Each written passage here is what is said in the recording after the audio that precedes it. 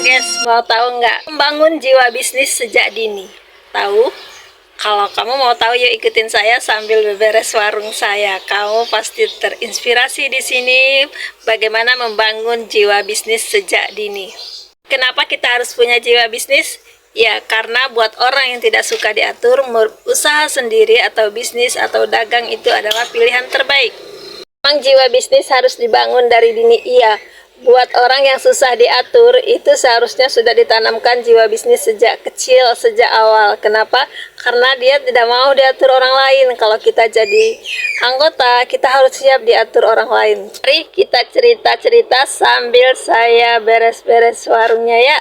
Ada berbagai alasan orang memilih bisnis. Pertama, karena memang dia hobi untuk bisnis atau usaha, dan dia orang tipe yang susah diatur, teman-teman. Itu penyebab utama, sehingga dia pengen mandiri dan pengen berdikari.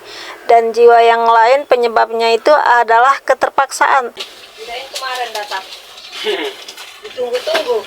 Katanya diantar minggu, Bu. Minggu? Nah, katanya nanti minggu punya diantar. Sabtu kan datang akhirnya itunya. Minggu tuh hari libur. Senin kemarin ditunggu. Sabar ya guys, kita turunin barangnya dulu. Ini orderan belanja kita hari ini. Nah, ini tuh ya guys, pesanannya datang, terus lagi pengecekan barang dulu dari yang ngantarin barang, dari kurir barangnya ya, dari agen. Oke teman-teman, iya ada juga usaha itu atau memulai sesuatu itu, bisnis dan lain sebagainya itu karena keterpaksaan ya, terpaksa harus memulainya. Kira nggak digantiin, cuma satu malam itu karena banyak, makanya itu ada 4 atau 5 malam, tapi simpan aja Bu semua, nanti sekali banyak tukar. Iya teman-teman, bisnis itu karena keterpaksaan atau memang sudah punya jiwa bisnis atau sudah dididik dengan bisnis dari kecil ya. Bisnis itu boleh jadi yang berdagang itu juga adalah termasuk berjiwa bisnis teman-teman. Orang-orang yang berjiwa bisnis itu biasanya akan selalu melihat peluang. Ya, contohnya saya itu dari kecil, saya itu dari kelas 2 SD, saya sudah dibekali ibu saya itu dengan jualan ke sekolah. Misalnya jual waktu musim jambu, saya dibikin jambu yang ditusuk-tusuk dengan lidi, kemudian pisang goreng, atau mungkin tape kalau lagi musimnya ubi. Nah, kemudian itulah ganti-ganti apa yang ada yang bisa dijual ke sekolah. Saya jualan dari kelas 2 SD sampai kelas 5. Dan itu berlangsung selama saya sekolah ya. Kemudian setelah kelas 6 saya nggak boleh jualan, saya ibu saya karena katanya fokus untuk belajar saja, dan yang jualan adik saya. Kemudian lanjutin ya, saya jadi pengawasnya. Ada juga loh pengawasnya, iya. Setelah saya masuk pesantren dan ayah saya meninggal setengah tahun setelah saya di pesantren, akhirnya saya bersama di yatim piatu pesantren atau di panti asuhan. Nah, jiwa bisnis saya itu kemudian mulai juga berkembang ya teman-teman. Saya pernah mencoba bikin kacang bawang ya teman-teman, yang saya jual ke teman-teman saya, dan kemudian saya juga pernah praktek bikin tempe waktu itu ya teman-teman. Nah, kayak di film itu aja ya yang bikin tempe di tempat kuliahnya, ini enggak teman-teman. Kemudian setelah itu, setelah menikah, akhirnya memang jiwa bisnis saya itu bermanfaat banget menurut saya teman-teman, karena kehidupan di Batam itu biaya hidup dan gaya hidup itu tinggi. Jadi kita memang harus memenuhi kebutuhan kita dengan banyak usaha tambahan kalau memang gaji kita tidak memenuhi untuk seluruhnya. Setelah kami punya anak satu dan ibu saya di sini ya bersama kami waktu itu, akhirnya saya memutuskan untuk memulai jualan goreng-gorengan gitu ya. Akhirnya ternyata mendapat sambutan yang baik banget dari teman-teman satu PT saya. Semua mereka itu borong lah beli begitu ya. Setiap saya bawa apa aja laku. Berangkat dari situ yang berawalnya jual goreng-gorengan, saya tambahin mulai dengan kopi dan lain sebagainya. Akhirnya saya berkembang terus menjual apa saja yang dibutuhkan oleh semua teman-teman saya di PT, sampai saya juga ikut yang waktu itu skincare, yang waktu itu toples-toples yang mahal itu, baju dan lain sebagainya, elektronik dan lain sebagainya. Pokoknya apa aja yang diminta oleh teman-teman saya jual ya teman-teman. Waktu itu kami belum punya rumah dan kami masih tinggal di perumahan masjid yang kecil itu. Kalau teman-teman datang kadang ada juga yang bertanya, kamu tidurnya gimana gitu ya. Gitulah intinya teman-teman. teman-teman. Nah, akhirnya saya berusaha untuk mencari tambahan gimana supaya ekonomi kami membaik gitu ya. Akhirnya saya menyewa sebuah tempat di sebelah ini, lokasinya dulu di rumah tetangga, warung ya. Tahun 2005 itu sewanya 300.000 dan saya mulai usaha dengan 150.000 di tahun 2005. Saya utamakan untuk membeli jajanan biar nampak banyak ya teman-teman. Pokoknya yang saya beli fokus di 150.000 itu semuanya jajanan, gak ada yang lain. Nah kemudian baru saya tambahin, akhirnya saya berkembang.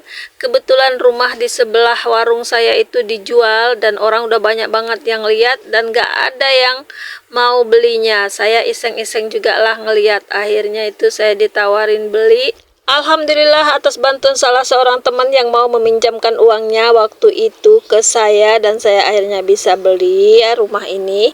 Berangkat dari cerita saya ini, sebenarnya yang ingin saya sampaikan teman-teman adalah jiwa bisnis atau motivasi diri atau kesempatan kita, kejelian kita melihat peluang dalam setiap waktu dan keadaan. Karena peluang dan kesempatan itu tidak datang dua kali ya teman-teman. Jadi begitu ada peluang, ada kesempatan kita untuk melakukan sesuatu, ekspansi, perbaikan, atau maksudnya itu perluasan jaringan usaha, itu lakukan teman-teman. Sama saja dengan kita di Meta ini ya. Meta itu selalu memberikan kita informasi tentang bagaimana jangkauan kita, bagaimana interaksi kita. Nah itu tuh sebenarnya dalam bisnis juga diperlukan banget ya teman-teman. Interaksi kita dengan pelanggan, dengan supplier itu penting. Menjalin kerjasama yang baik atau hubungan baik dengan pelanggan kita, menjalin hubungan yang baik dengan supplier-supplier yang datang itu juga sangat penting teman-teman.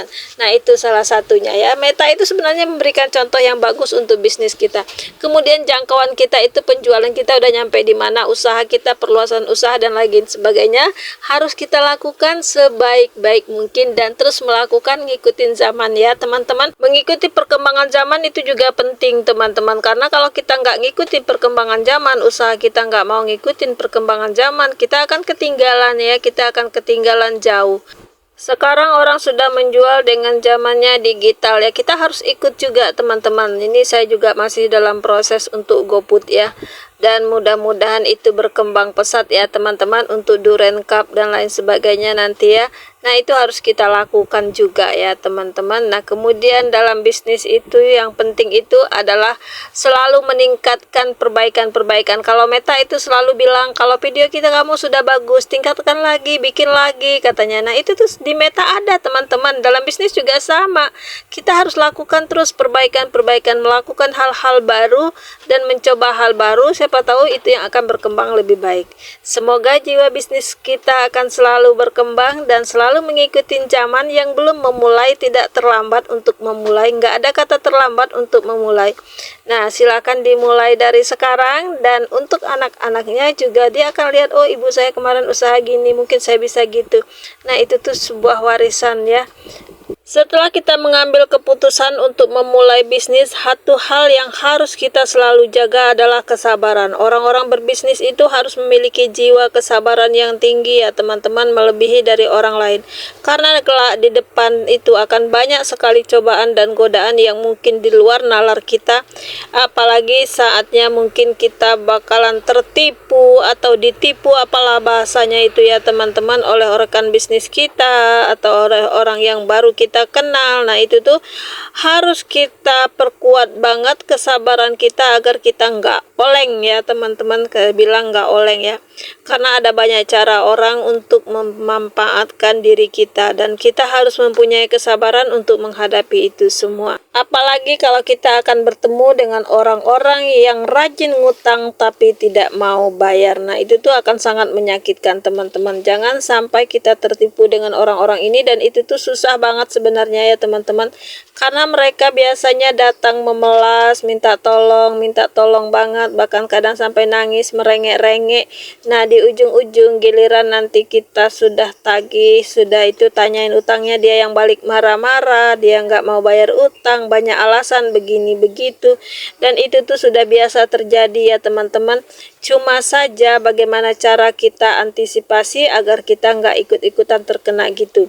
Cukup saya aja yang sering digituin oleh orang-orang ya. Setelah kita memiliki semua itu tadi, kesabaran tingkat tinggi, tidak gampang ditipu, tidak gampang dirayu oleh orang-orang yang suka ngutang. Nah, hal lain yang perlu kita lakukan adalah inovasi dan perbaikan. Selalu tingkatkan inovasi. Mungkin oh ini ternyata nggak rapi, oh ini ternyata belum di sini nggak cocok. Kayak tadi saya itu pindahin itu bolak-balik kan teman-teman lihat ya. Selanjutnya yang terakhir yang nggak kalah penting itu sebenarnya adalah tawakal ilallah, dan kita sudah melakukan segala usaha dan upaya untuk hasil akhirnya kita serahkan kepada Allah dengan sabar dan ikhlas menerima takdirnya. Terima kasih. Wassalam.